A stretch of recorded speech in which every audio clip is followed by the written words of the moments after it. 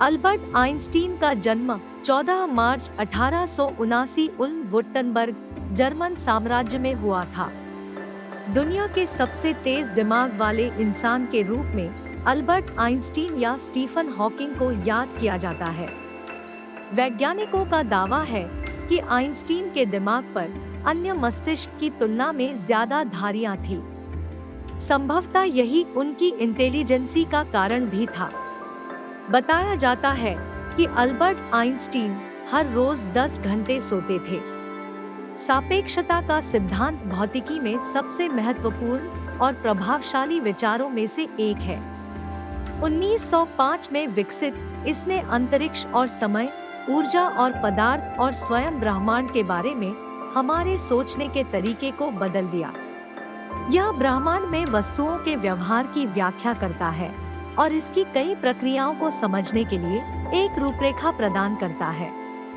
Einstein की खोजों ने कागज के तौलिए, सौर ऊर्जा, शेयर बाजार के पूर्वानुमान और लेजर पॉइंटर्स जैसे आधुनिक आविष्कारों को जन्म दिया, लेकिन उनके सामान्य सापेक्षता के सिद्धांत को अक्सर उनका सबसे महत्वपूर्ण योगदान माना जाता है। आइए सुनते हैं अल्बर्ट आइंस्टीन के कुछ अनमोल विचार जो आपको जीवन जीने में मदद करेंगे। जिस व्यक्ति ने कभी कोई गलती नहीं की, उस व्यक्ति ने कुछ नया करने की कोशिश नहीं की। जो छोटी छोटी बातों में सच को गंभीरता से नहीं लेता है, उस पर बड़े मामलों पर भी भरोसा नहीं किया जा सकता है। सफल व्यक्ति बनने का प्रयास मत कीजिए, बल्कि सिद्धांतों वाला बनने का प्रयत्न कीजिए। एक जहाज सबसे अधिक सुरक्षित समुद्र किनारे पर होता है, परंतु वो इसलिए नहीं बना होता है।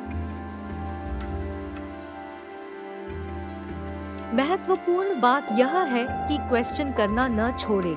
जिज्ञासा के मौजूद होने के अपने खुद के कारण होते हैं।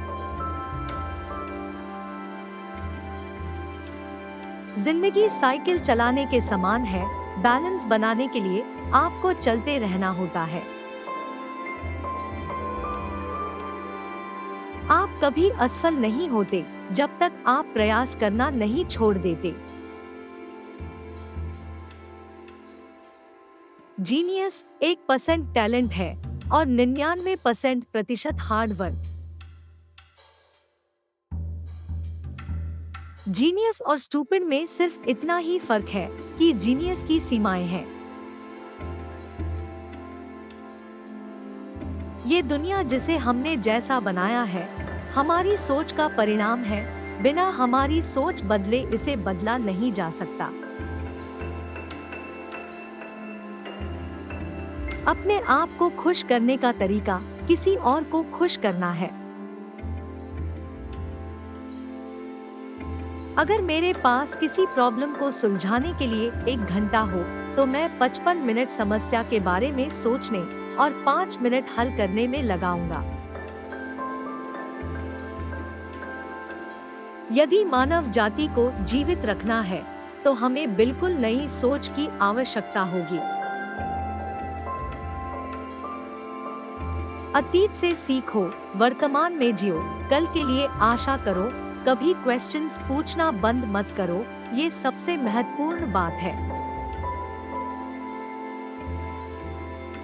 यदि आप किसी तथ्य को आसानी से नहीं समझा पाते हैं, तो आप उस तथ्य को स्वयं ही नहीं समझ पाए हैं।